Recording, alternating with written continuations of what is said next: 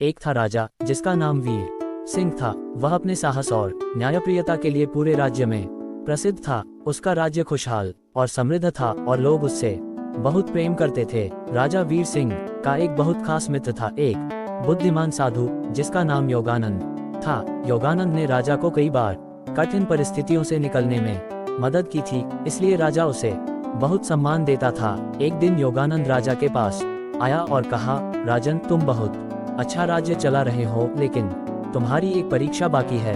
तुम्हें सत्य और साहस की इस परीक्षा को पार करना होगा। राजा वीर सिंह ने कहा, जो तुम कहोगे मैं करने के लिए तैयार हूँ। योगानंद ने राजा को एक यात्रा पर भेजने का निश्चय किया और कहा, तुम्हें 1 महीने के भीतर उस पहाड़ के पार जाकर वहाँ के लोगों की समस्याओं को समझना है।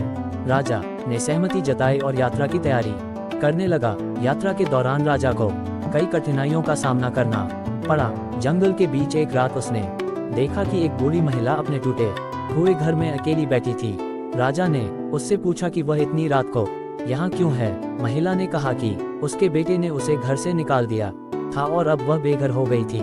ये सुनकर राजा का दिल पिघल गया। उसने उस बूढ़ी महिला को अपने साथ ले लिया और उसके रहने का प्रबंध किया।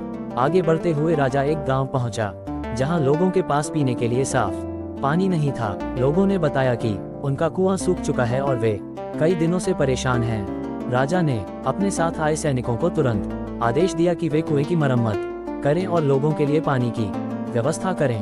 गांव वालों ने राजा का धन्यवाद किया और उसे दुआएं दी। यात्रा के आखिरी पड़ाव पर राजा एक छोटी पहाड़ी पर पहुंचा, जहां एक साधु ध्यान में लीन था।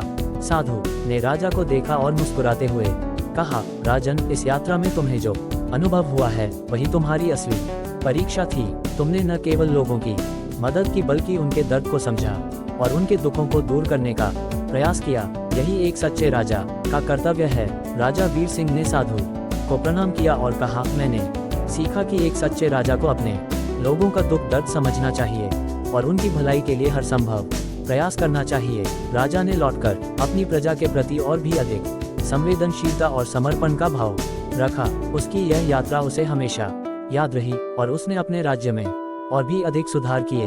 धीरे धीरे उसके राज्य की सुख समृद्धि की कहानी दूर दूर तक फैल गई। इस प्रकार राजा वीर सिंह का जीवन और भी महान हो गया और उसके राज्य में हमेशा सुख और शांति बनी रही। उसने इस यात्रा के दौरान जो सीखा वह उसके दिल और दिमाग में बस गया था।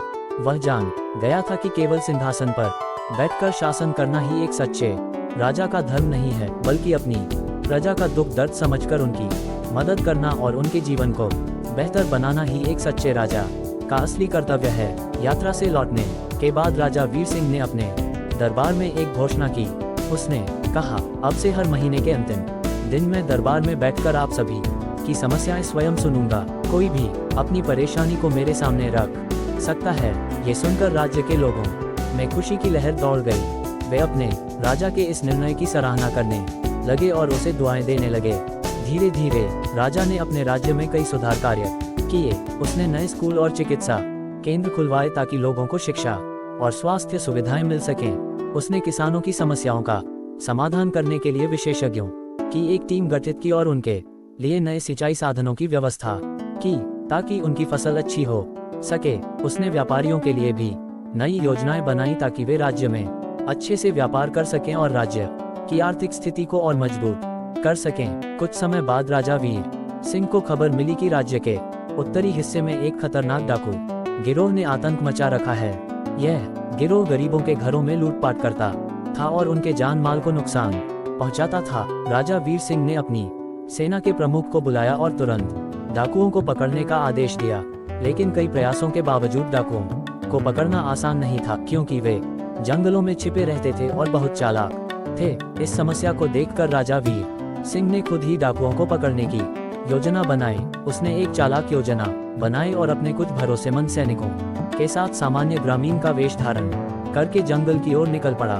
उसने अपने सैनिकों से कहा कि वे सावधानी से काम करें और डाकुओं पर नजर बनाए रखें। जंगल में काफी समय बिताने के बाद आखिरकार राजा और उसके सैनिकों ने डाकुओं के ठिकाने का पता लगा लिया। एक रात अचानक राजा वीर सिंह ने डाकुओं के ठिकाने पर हमला बोल दिया।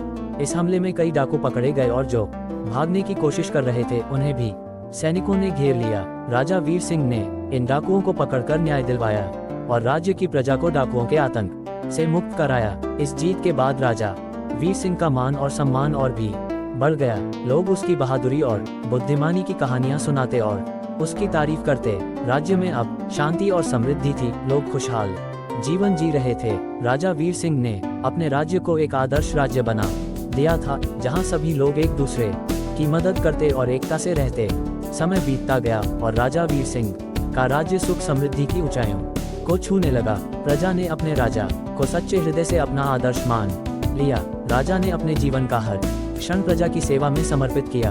एक दिन जब राजा वृद्ध हो गया और उसका शरीर कमजोर हो चला था, तो उसने अपने पुत्र को बुलाया और उसे सिखाया कि एक सच्चे राजा का कर्तव्य क्या होता है। उसने अपने बेटे को कहा, याद रखना मेरे बेटे, एक राजा का असली धर्म अपनी प्रजा की सेवा करना है, धन और ऐश्वर्य में नहीं, बल्कि उनके दुखों को समझने और उनकी खुशियों में भागीदार बनने में सच्चा सुख है। ये कहकर राजा ने अपना राज्य अपने पुत्र को सौंप दिया और शांति से विदा ली। राजा वीर सिंह की कहानियां आने वाली पीढ़ियों के लिए प्रेरणा बन गईं। लोग उसकी बहादुरी, न्यायप्रियता और सेवा भावना की मिसालें देते रहे और इस तरह राजा वीर सिंह का नाम सदियों तक अमर हो गया। अगर तुम्हारे मन में लोगों की सेवा का भाव है तो तुम्हें किसी सिंहासन की आवश्यकता नहीं। फिर वीर सिंह ने उसे अपने साथ रखा और उसे सेवा भाव और साहस की शिक्षा दी। वह युवक भी वीर सिंह की शिक्षा का पालन करता और आसपास के गांवों में जाकर लोगों की सेवा में जुट गया। धीरे धीरे उसने कई क्षेत्रों में विकास कार्य किए और लोगों के जीवन में सुधार लाने में योगदान दिया। वह युवक राज्य में वीर सिंह का शिष्य के नाम से प्रसिद्ध हो गया। राजा वीर सिंह के जीवन के आखिरी दिनों में साधु योगानंद एक बार फिर उनसे मिलने आए। योगानंद ने राजा को देखकर कहा, राजन, तुम्हारा जीवन न केवल प्रजा के लिए बल्कि पूरे राज्य के लिए प्रेरणा का स्रोत बन गया है। तुमने अपने कर्मों से यह साबित कर दिया कि सच्चा राजा वही है जो खुद को प्रजा के हित में समर्पित कर दे।